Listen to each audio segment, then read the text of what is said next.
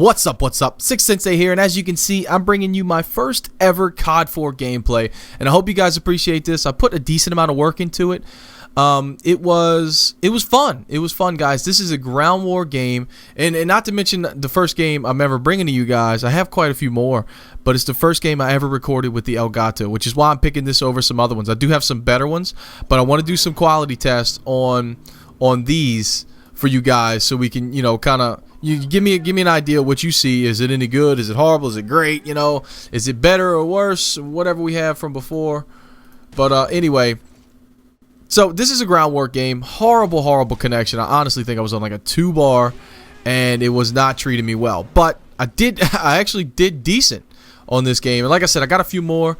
But the reason I went and played COD4 is because personally, I just felt finished. I felt completed with Modern Warfare 3.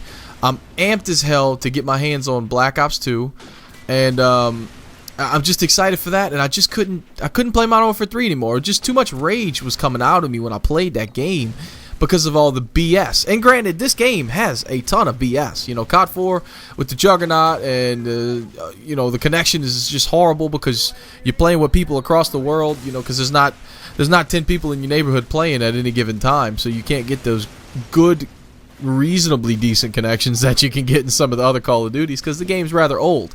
And I'm playing on PS3, which means, you know, if I played on Xbox, I probably would have a better chance of grabbing some more players close to me. And I'm playing Ground War. It's just, you know, I'm stacking all the stuff against me, but I was still able to pull ahead, and I don't know how I didn't see that guy on my left there. It's just horrible. But I did have a lot of fun. The reason I went back and played this, I was like, you know what? What if Black Ops 2, and I think I'm right when I say this, I think Black Ops 2 is going to have prestige tokens, much in the same way that Modern Warfare 3 had them, in that, you know, you're going to get something, maybe an extra creative class or something like that, for prestiging in the old Call of Duties. Or even if they give me any kind of bonus, that would be great, right? That was my motivation. And then I got into it, and I was like, well, shit, I'm having some fun here.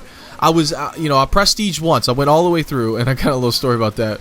I went all the way through Prestige 1, and I had a great amount of fun overall. But towards the end, I started to get a little aggravated with some of the BS.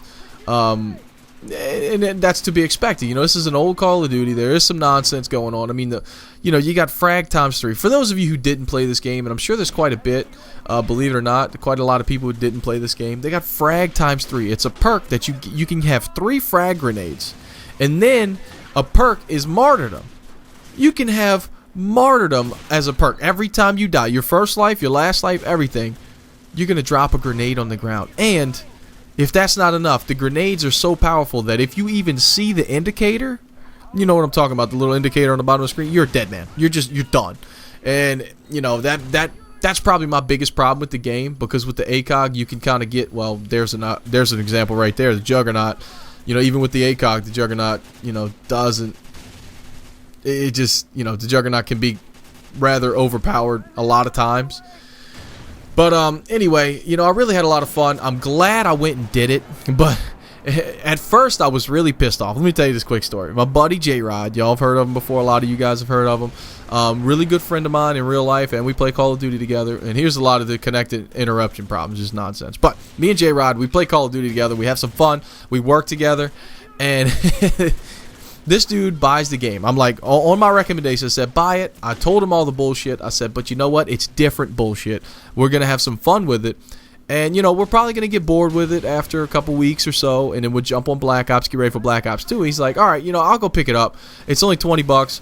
You know, what could it hurt? I'm tired of Modern Warfare 3. Battlefield's not that fun for me. Let me try some COD4. We'll try some old school Call of Duty. See where they came from and where we are now, you know? So he went and picked it up. And the first night, he got into a hacked lobby. He just randomly got into a hacked lobby, and he was in. He said he was in some kind of circle, and they wouldn't, like, he had a sniper rifle, and it's not what he chose to have. He's not a sniper in any way, but they gave him a sniper rifle, and I don't know how I landed that shot right there, but there was a circle in the middle of a map, and if he could get out of the circle, he was able to get 60,000 points. Now, as you can see, a kill in this game at double XP, right? On PlayStation, it's always has double XP right now.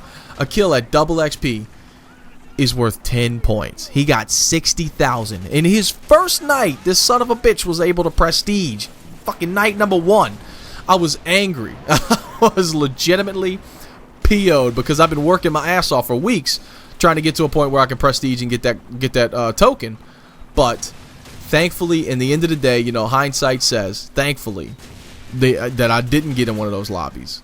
Because I had some fun, and I was able to get used to the game. I was able to enjoy myself, and I can now say that I've given Call of Duty 4 a fair shake and enjoyed myself. There was an example of a Last Stand or whatever. I mean, it's just, there's a lot of things that's wrong with this game, but you know what makes it a lot more balanced than some of the other Call of Duties? Let's say you give frag times 3, and look, I don't even know these maps. As you can see, I just ran up a stairwell to nowhere. I don't even know these maps yet, but I'm starting to learn. I know them now. This is pretty relatively earlier on in the Prestige, I think. Not crazy early. But anyway, I digress.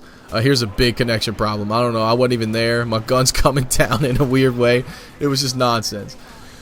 But actually, I kind of lost what I was talking about. But the game is a lot of fun. I had some fun. I'm glad I didn't get in one of those lobbies. Look at that. You think that thing would get me like 20 kills right there, but I don't think it does. But anyway, I had a lot of fun. I played a ton of domination. But the thing, oh yeah, that's right. The balance. The thing that balances the game is that sleight of hand, juggernaut, stopping power, and I think 1 or 2 other super powerful perks are all on the same tier.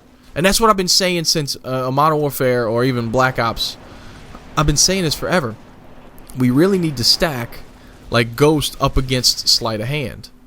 If you stack Ghost up against sleight of hand, say in Black Ops, you know, Ghost is perk 1, sleight of hand is tier 2, who's not going to run Ghost and sleight of hand?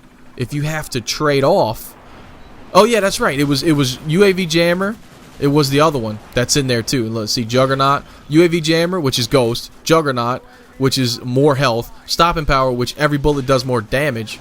And it was, look at that, nice little pieces. I was getting used to this game. I actually got a clip. I'm going to show you all the clip at the end of the game. Maybe. I'm going to do that on the next Call of Duty 4 game. I'm going to show you all the clip. Stay tuned. Be excited for it. It's just a decent clip. I don't even know if it's any good, right? The clip standard is super high for this game. But I digress again. I lose my freaking train of thought. But anyway, I don't know how that dude got me. I watched the kill cam on this one too because he's just moseying around the room. And the balance is crazy in this game. It's crazy the way it's balanced because everybody's got the same kill streaks. All the perks that are super powerful are stacked against one another, which means, all right, if he's got Juggernaut, I can appreciate that he had to give up Ghost, or he had to give up stopping power, or he had to give up, you know, anything, you know, whatever else he's given up to get those OP perks, those things that some people might consider overpowered. You know, it's not a big deal for me because I know that he's struggling because he's got Juggernaut. Maybe he's struggling a little bit to reload because, you know, he can't reload quickly. I can appreciate that. But a guy who's got Ghost and sleight of hand and all the OP, Ghost, sleight of hand, and second chance, I mean, tell me you're not setting him up to be overpowered. Like, you're just giving it to him. But anyway, guys, this gameplay's coming to an end. Tell me if you want to see some more COD4. I do have more. I got some games on my hard drive that I need to go ahead and get rid of. So I'm going to start pumping these commentaries out. I really don't have any topics, but I'm just going to do it anyway because I don't want this stuff on my hard drive. So thank you for joining me. Tell me what you want in the comment section below. I'm Sik Sensei, and I'm out. Peace.